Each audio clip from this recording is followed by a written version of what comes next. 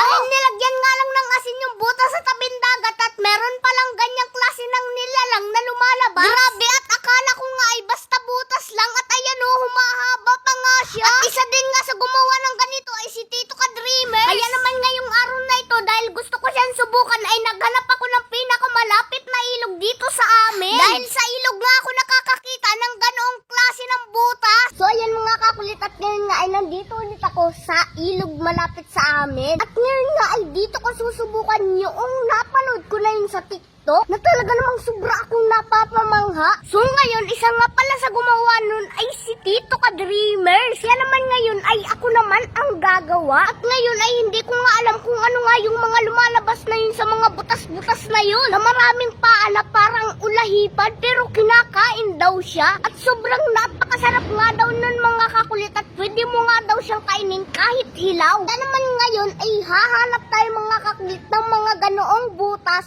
at susubukan natin. Doon nga sa napapanood ko ay nilalagyan lang siya ng asin at kusa na daw lumalabas yung parang ulahipa na yun. Kaya naman ngayon ay may dala akong asin mga kakulit.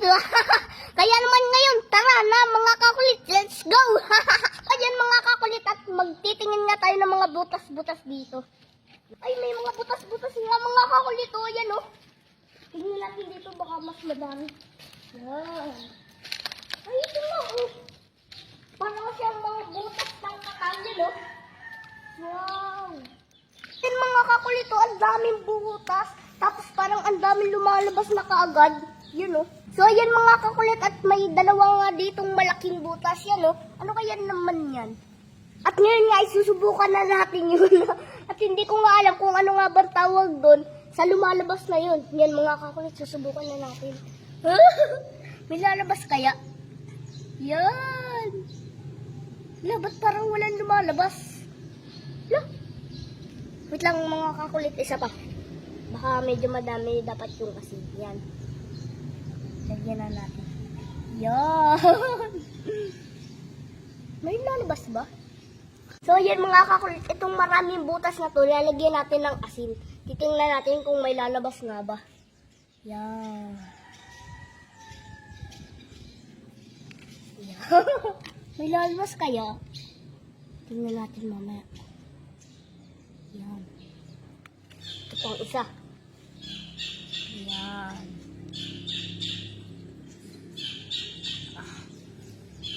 Yan. O yan mga kakulit, at ang dami ko na nga palang nalagyan ng asin na mga butas yan, no? Yan.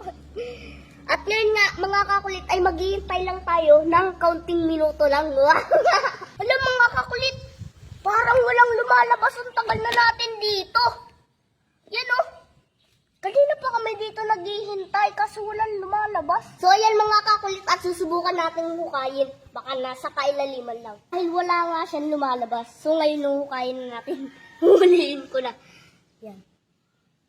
Ala, may katang. Ito hukayin ko. Yun. May butas nga oh. Ito mga kakulit, may butas din sa ilalim niya, mga maliliit. Woohoo! Hukayin pa natin. Yan o, may butas pa rin. Yeah. Bah, lalim ng butas. Ay. Yun mga kakulit, mayroong gumagalaw. Hukayin natin.